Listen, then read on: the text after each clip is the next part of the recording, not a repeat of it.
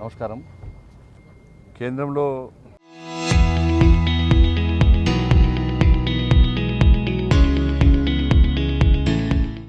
NDA ప్రభుత్వం, నరేంద్ర మోడీ గారి ప్రభుత్వం, నరేంద్ర మోడీ గారు ప్రధానమంత్రిగా బాధ్యత చేపట్టి నిన్నటికి 4,898 రోజులు, 4,398 రోజులు నిన్నటికి, 4,398 రోజులు నిన్నటికి.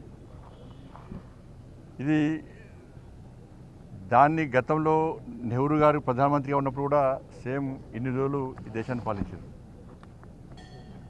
దాన్ని అధిగమించి ఈరోజు 4,300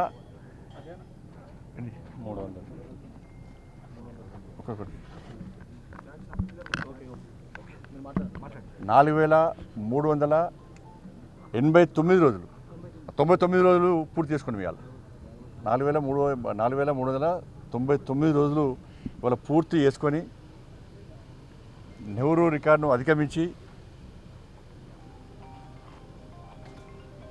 ఇవాళ ముందుకు సాగుతున్న తరుణంలో దేశవ్యాప్తంగా ఒక పండుగ వాతావరణం.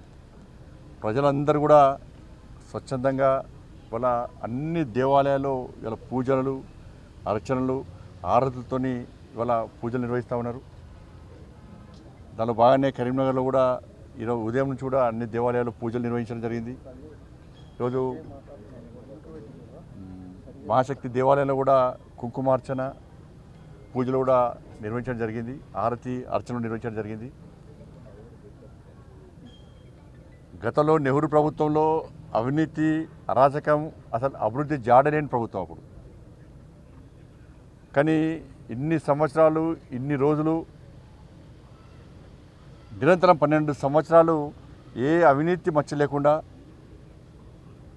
దేశాన్ని అభివృద్ధి చేసేటువంటి ప్రధానిగా ఉన్నటువంటి నరేంద్ర మోడీ గారికి నిండు నూరేళ్ళు ఆయురారోగ్యాలు అందించాలని చెప్పి ఆ అమ్మవారిని వేడుకోవడం జరిగింది. అందరూ కూడా కోరుకుంటున్నాం వారు నిండు నూరేళ్ళు ఆయురారోగ్యాలతో ఉండాలని చెప్పని. 2047 వరకు వారు ప్రధానిగా నిరంతరం కొనసాగాలని చెప్పి ఇవాళ ప్రతి భారతీయ జనతా పార్టీ కార్యకర్తతో పాటు ప్రతి భారతీయుడు కోరుకుంటున్నటువంటి ఒక అద్భుత సందర్భం ఇది. ఎందుకంటే ఈ దేశంలో 25 కోట్ల మందిని పేదరికం నుంచి ముందు బయటకు తీసుకొచ్చినటువంటి వ్యక్తి. జన్ధన్ ఖాతా విషయంలో కానీ, మరుగుదొడ్ల నిర్మాణం విషయంలో కానీ, నేషనల్ హైవేస్ కానీ, రైల్వేస్ కానీ, ఎయిర్వేస్ కానీ, గ్రామాల అభివృద్ధి కానీ, కార్పొరేషన్ మున్సిపల్ అభివృద్ధి కానీ, ఇవాళ అనేక సంక్షేమ పథకాలు కానీ, ఇవాళ చిట్ట చివరి వ్యక్తి కూడా సంక్షేమ పథకాలు అందేటటువంటి ఒక అంత్యోదయ సిద్ధాంతంతో ముందుకు సాగుతున్నటువంటి వ్యక్తి ఇలా నరేంద్ర మోడీ గారు. ఇలా బాబాసాహెబ్ అంబేద్కర్ స్ఫూర్తితో ఈ దేశాన్ని పాలిస్తున్న వ్యక్తి నరేంద్ర మోడీ గారు. అటువంటి మహానుభావుడు 2047 వరకు ప్రధానిగా కొనసాగాలని చెప్పి, నిండు నూరేళ్ళు ఆరోగ్యాలతో ఉండాలని చెప్పి అందరం కోరుకుంటున్నాం. తప్పకుండా అమ్మవారు కరుణిస్తారు.